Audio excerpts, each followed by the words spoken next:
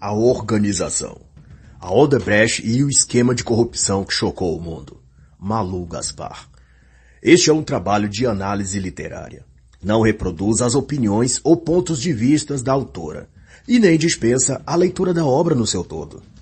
Pode ainda conter ilações, comparações ou exemplificações para com a cultura política do dia ou eventos atuais. A autora é jornalista. Já atuou como repórter da revista Piauí e foi apresentadora. Também já trabalhou como editora da revista Veja e é colunista do jornal O Globo. Esta obra trata do caso da Odebrecht, do esquema de corrupção denominado pelo Departamento de Justiça dos Estados Unidos de o maior caso de corrupção global da história, e que envolveu os governos de 12 países e mais de US$ 1 bilhão em propina a partir dos políticos e agentes do governo. No Brasil, o maior envolvido no esquema foi o partido PT e o seu chefe Luiz Inácio, e a relevância de se comentar essa obra é justamente para que se exponha e perdure os fatos que ocorreram, pois desde a posse do ex-sindicalista de 9 dedos e seu terceiro mandato como presidente do país, está a haver uma campanha massiva de desinformação e de apagamento da história. Toda a sujeira do PT e de seus líderes está sendo reescrita nos registros da história recente, para se criar uma realidade alternativa, uma ficção, mas que assumirá o lugar da verdade, graças a um conluio de políticos, jornalistas militantes e juízes de alma espúria. Veja que em setembro de 2023, o ministro do Supremo Tribunal do Brasil, Dias Toffoli, anulou todas as provas obtidas pela Operação Lava Jato, que apurou a tramóia entre PT, Lula e Odebrecht, inventando quaisquer coisinhas dessas que falam só para fingir que teve uma justa razão, mas que é só a tentativa de reeditar os fatos e nos fazer crer que a grama é azul e o céu é verde. Mas sobre a empresa, ela veio a se tornar a maior construtora ou empreiteira da América Latina, com obras até no continente africano. A autora, assim, começa destacando a hierarquia da família Odebrecht e as respectivas posições dentro da empresa. Antes disso, porém, citando um epíteto do patriarca da família, Norberto Odebrecht, cuja última frase diz: "O que funciona está certo", o que no contexto que o livro aborda, dá a entender que o quadro moral da empresa era esse, o de que vale tudo pelo poder, e seja qual for o jeito de fazer as coisas, se tiver dando lucros para a organização, então é um caminho aceito e apoiado. O que, a meu ver, diz muito o porquê essa mega corporação se conciliou e deu tão certo com o partido político PT. É que ambas pensam e agem igual. Para elas só há o poder e o objetivo de alcançá-lo. Os meios e os caminhos para isso, qualquer um é aceito. Não foi à toa que um dos cabeças do Partido dos Trabalhadores disse em entrevista ao jornal El País em 2018 que eles, o PT, iam tomar o poder, que é diferente de ganhar uma eleição. E lembre-se que esse traste foi o grande articulador do sistema de propinas e corrupção no governo de Lula, e foi o seu ministro mais influente. Depois ele foi preso e solto posteriormente pelo ministro Gilmar Mendes, porque o STF estava em dúvida se a pena correta para ele era de 25 ou 30 anos de prisão. Resolveu-se então soltá-lo até o Supremo Tribunal da Injustiça decidir qual a quantidade de anos que ele deveria ficar preso. Ridículo isso. E para combinar com a excrescência toda, em abril de 2023, outro Supremo Ministro teria dito algo parecido, que eleição não se ganha, se toma. Depois disso, as agências puxa-saco de checagem correram para acudir o ministro. Logo disseram que era uma brincadeira, depois que a fala foi tirada do contexto, e por fim que se tratava de um videomontagem feito por bolsonarista para atacar as instituições democráticas. Mas caso é, voltando às páginas do livro do patriarca Norberto Odebrecht, fundador da construtora, até sua terceira geração descendente, representada por seu neto Marcelo Odebrecht, passam inúmeros casos, tramas e jogos de poder e corrupção. Atreladas à Odebrecht S.A., estão várias empresas da família em que membros da família são sócios, produtoras, clínicas médicas, empresas do setor industrial, de investimentos, etc. A família estabeleceu um grande legado desde 1944, quando Norberto Odebrecht criou a construtora. Mas a sua trajetória de sucesso tem mais a ver com conchavos políticos, com a banda podre de Brasília do que de habilidades notáveis de gestão administrativa. Conhecer os políticos certos dá melhor resultados do que administrar do jeito certo. E só para saber, de acordo com os apontamentos feitos pelo escritor e jornalista Rafael Fontana no seu livro Chernobyl, são esquemas similares, em menor ou maior proporção, que o governo chinês também estabelece com parte da claque política de Brasília e outros estados. E como no caso da Odebrecht, também visando para si favorecimentos e obras, contratos ou licitações. Mas é claro que mexer com o governo chinês é muito mais perigoso do que com uma empreiteira brasileira, e por isso falta disposição política para ir a fundo nas investigações. Mas até onde se vê, como no caso da estação Antártica Comandante Ferraz, no Polo Sul, há muitas coincidências e coisas mal explicadas e varridas para debaixo do tapete, mas que dão margem para se crer na possibilidade de ter havido esquemas de corrupção ou de favorecimento entre os representantes do governo chinês, alguns políticos mequetrefes e indivíduos particulares de dentro dos governos estaduais e federal, entre 2016 e 2017, pelo menos. O que suspeita-se também de ocorrer no setor de tecnologia, envolvendo empresas como a Huawei, por exemplo. Nesses casos, são empresas chinesas ganhando espaço e poder no território ou negócios no Brasil, e aumentando a influência do próprio governo da China no país Brasil e América Latina. Mas esses são exemplos aleatórios. No concernente a casos concretos, provados e documentados de corrupção, nada ficou mais visível do que o caso mesmo envolvendo a Odebrecht e o governo petista.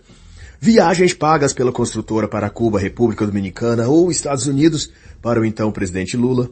Encontros e viagens juntos de funcionários do Instituto Lula, presidentes de sindicatos e o diretor de relações institucionais da Odebrecht, acusado depois de ser o responsável por operar as propinas da Odebrecht no exterior, e por aí segue. Como registrado nos autos do inquérito da Lava Jato, foram provas sobradas.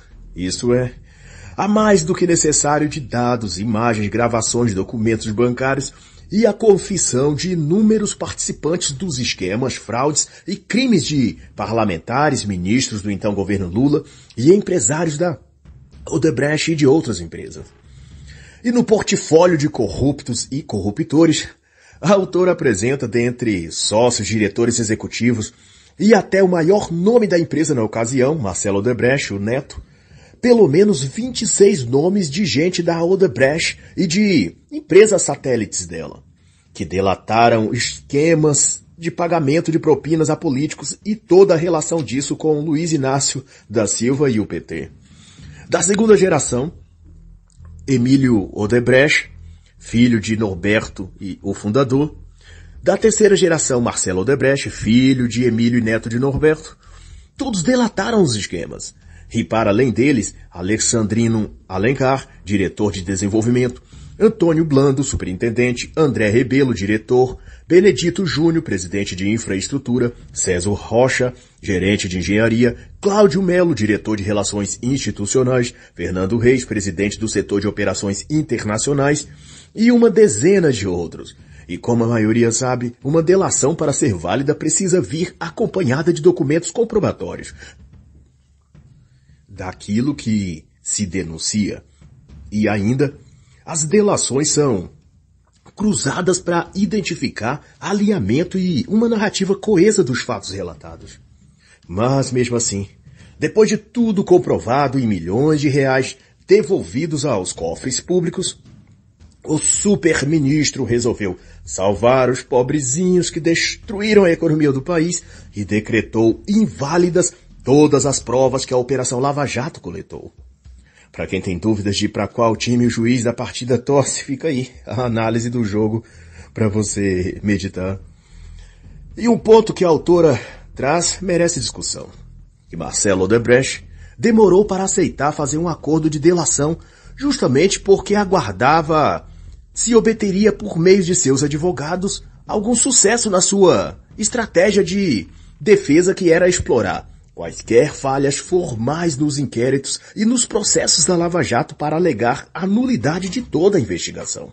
E isso é relevante porque foi justamente o que alguns ministros do STF conseguiram: colocar uma lupa ideológica para averiguar cada mínimo detalhe em cada uma das etapas dos inquéritos, diligências e ações processuais da Força Tarefa Lava Jato, até pincelar um cisco que tivesse minimamente dissonante e usar isso, como de fato fizeram, para anular e invalidar tudo que a Lava Jato fez e significou para a sociedade brasileira. Malu Gaspar conta inclusive que, na surdina, advogados da Odebrecht faziam até reuniões com dissidentes da Polícia Federal, em quartos de motéis, para obter deles informações para melar a operação. E a perseguição era implacável contra a Lava Jato e a favor dos corruptos. A então presidente Dilma Rousseff, conta ainda a autora, nomeou um ministro garantista para o Superior Tribunal de Justiça, com o intuito de salvar os principais nomes da Odebrecht e outras pessoas importantes do esquema. E por que era importante para o governo brasileiro livrar a cúpula da Odebrecht da cadeia? A resposta é que a Odebrecht possuía inúmeros negócios pela América Latina e era favorecida em muitos desses contratos milionários com os governos desses países. O BNDES, no Brasil, emprestava dinheiro público brasileiro para esses governos. Como o Equador, por exemplo. Esse país contratava e pagava, com esse dinheiro, a empresa Odebrecht. E em retribuição, a Odebrecht devolvia parte desse dinheiro em forma de contribuições para campanhas eleitorais de Caixa 2, em mesadas a parlamentares, em reformas ou compra de imóveis para políticos, etc. E essa situação era tão lucrativa ou confortável para todos os envolvidos que o próprio presidente do país na época, Luiz Inácio da Silva, tentou interferir a favor da Odebrecht e numa reunião de líderes na América Latina, em Manaus, juntou-se com Hugo Chávez, então presidente da Venezuela, para pressionar o presidente Rafael Correa do Equador, por causa da ação dele de expulsar a Odebrecht do seu país e ameaçar de não pagar os empréstimos de 243 milhões que o governo brasileiro tinha concedido através do BNDES. Lula, na época, chegou a dizer a Emílio Odebrecht que o presidente do Equador tinha lhe prometido retomar as negociações. E só para saber, o conflito entre o governo equatoriano e a Odebrecht tinha tido origem na tentativa de Rafael Correa de aumentar os valores que a Odebrecht lhe pagava, além de exigir que fosse em dinheiro vivo. Mas, para além disso, no caso brasileiro, pelo gasofilastro estatal, sob o comando do PT, passavam também as empresas Camargo Correia e a Andrade Gutierrez, dentre outras. Conchavos políticos e troca de favores era algo tão corriqueiro entre a gestão pública, as grandes construtoras, que o patriarca da Odebrecht costumava dizer que a Odebrecht só não participou da construção de Brasília porque não tinha apoio político. E depois que finalmente conseguiu tal apoio, por através do general Ernesto Geisel, no período de regime militar, a empresa não parou mais de crescer, conseguindo contratos que hoje chegariam ao valor de mais de 500 milhões de dólares. E assim foram prédios, como a sede da Petrobras no Rio de Janeiro com 26 andares, parte do aeroporto Galeão, a central nuclear Angra 1, até anos depois cair nas graças e nos braços do PT, já tendo antes passado pelo colo de outros políticos como a ACM na Bahia, para a qual o presidente da Odebrecht dava inclusive dinheiro para campanhas eleitorais e presenteava com Rolex e gravatas importadas, mas também deitou em braços de Fernando Collor e PC Farias e por aí vai. Parece que casamento entre políticos e grandes empresas para doar-lhes dinheiro era uma união estável de longa duração, mas aonde a cama era dividida com vários outros amantes, era um poliamor político-ideológico. E quanto a isso, a autora vai dizer que a Odebrecht não era a única a agir assim, Praticamente todas as grandes construtoras, laboratórios farmacêuticos, montadoras de automóveis, mineradoras, empresas de ônibus, eram várias delas amantes e concubinas dos políticos graúdos. E como uma meretriz exigente, as empresas se vendiam aos políticos, mas cobrava que eles fossem bem dotados para satisfazê-la, que era medido pelo tamanho da influência dele em contratos e licitações de obras públicas. Era uma orgia onde cafetões da política de Brasília e strippers da cúpula das grandes empresas participavam juntos da festa swing, onde rola troca de casais e ninguém é de ninguém, desde que cada um pague e receba a propina que deseja. Um exemplo desse coito entre políticos e empresários corruptos, a autora conta ao expor o desenrolado caso nos anos 2000 da Copene do Nordeste e a meta do grupo Odebrecht de se tornar a petroquímica referencial mundial e talvez até obter no futuro uma fusão com a própria Petrobras, como era o sonho de Emílio e Marcelo Odebrecht, pai e filho. No episódio em que a Odebrecht buscava arrematar as ações majoritárias da Copene, posta em leilão, a empresa paulistana Ultra pressionou seus conchavos políticos em Brasília para que atrapalhassem os planos estratégicos da Odebrecht. E surgiu até reportagens com matéria de capa na revista Veja, atacando a Odebrecht e os esquemas dela. Mas a própria Ultra também era uma meretriz com seus próprios cafetões políticos e também tinha seus encontros íntimos de propina com seus políticos de estimação. Mas se deu que, vendo a coisa querer desandar, Emílio Odebrecht acionou seus contatos políticos. Procurou Lula e, segundo o que se apurou, acordaram apoios e troca de vantagens no futuro governo petista. O encontro entre eles foi no Instituto Cidadania, em São Paulo, e participaram dela também Palocci, que mais tarde ganharia projeção nacional como ministro de governo Lula, e um dos pivôs dos esquemas de corrupção no partido do PT. Pouco depois, com um empurrãozinho de Lula, Odebrecht ganhou o certame de acordos que queria. E no final daquele ano, vatapás, acarajés, vinhos caros e mulheres deram o tom da festa de comemoração na Bahia, na fazenda da família Odebrecht. Era a celebração de uma nova era, onde amantes mais experientes e com um cartão de crédito mais expressivo passariam a frequentar sua cama. E a Odebrecht finalmente realizaria o sonho de se tornar uma garota de programa de luxo e de só ter clientes VIPs vindo diretamente do Congresso, do Senado ou até da Presidência da República. E nessa época, os lucros da Odebrecht, agora no ramo da petroquímica, chegara a 9 bilhões de reais. Nesse período também, tendo ganhado a eleição, Lula se preparava para deitar nos lençóis que a Odebrecht forrava para as núpcias. Mas enquanto isso, o ainda presidente Fernando Henrique quis mais um afagozinho em nome dos bons tempos e contatou o Emílio Odebrecht dizendo que gostaria de um instituto com seu nome. E logo o mandatário da Odebrecht cuidou de doar 800 mil reais e reuniu um grupo de empresários para participar. O saldo total, ao fim das contas, era em torno de 7 milhões. E a comemoração foi num jantar no próprio Palácio da Alvorada, com direito a ravioli de aspargo e 11 granfinos de grandes empresas como Gerdau, a Siderúrgica Nacional e até o presidente do Bradesco. E no mesmo clima de festa, a Odebrecht, aquele ano, comemorou a chegada de Lula ao poder, dando um jantar aos executivos da empresa e seus familiares, com direito a um show particular de Ivete Sangalo num resort fechado para eles.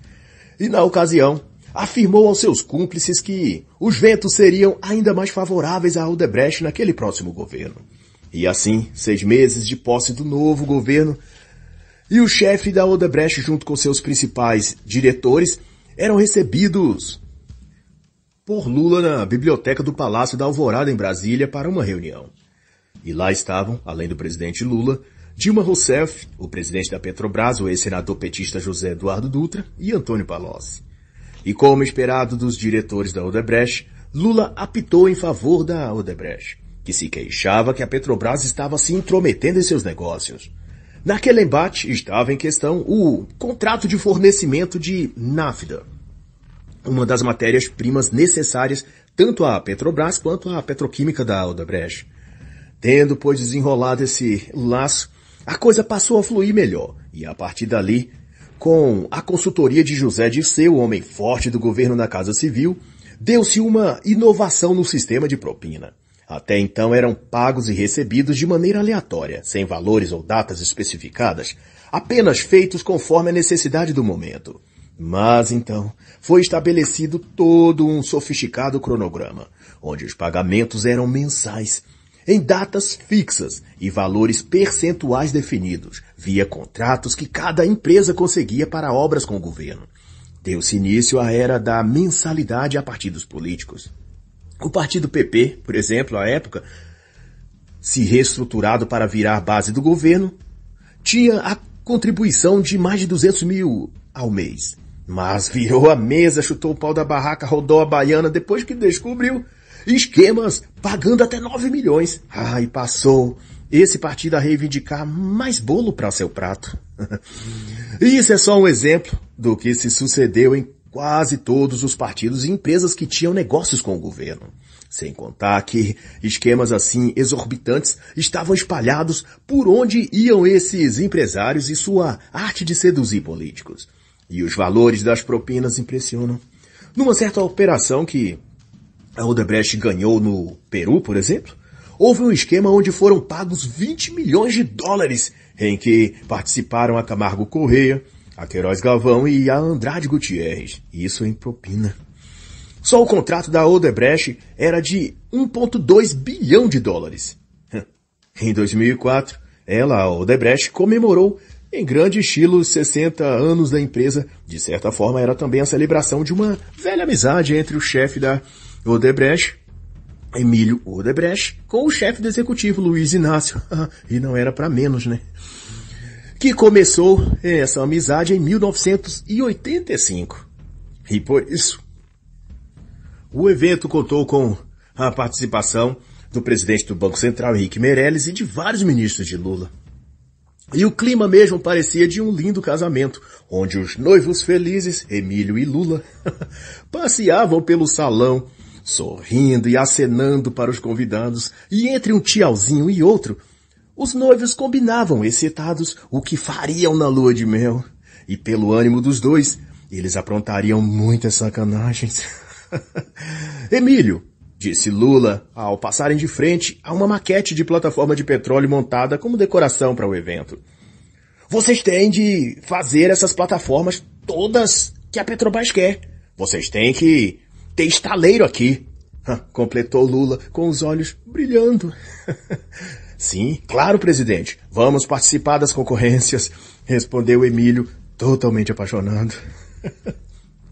Afinal, aquela era a mais linda declaração de amor ao dinheiro, à propina e à troca de vantagens que um corrupto pode fazer. E me diz você então, o amor não é lindo? E muito mais, a autora conta acerca de toda esse carrossel de emoções, mas que se resume ao enredo de corrupções, tramas, acordos, feitos e desfeitos, propinas e corrupção em geral, que acompanhamos pela TV e que desencadeou a Operação Lava Jato e a prisão e desfacelamento da própria Odebrecht. E tudo isso pode ser tanto lido no livro quanto acompanhado pelas reportagens da época. E assim, então está escrito. E ele vos responderá, apartai-vos de mim, vós todos os que praticais a iniquidade. Lucas 13, 27. E assim encerra a análise da obra A Organização, a Odebrecht e o esquema de corrupção que chocou o mundo, de Malu Gaspar.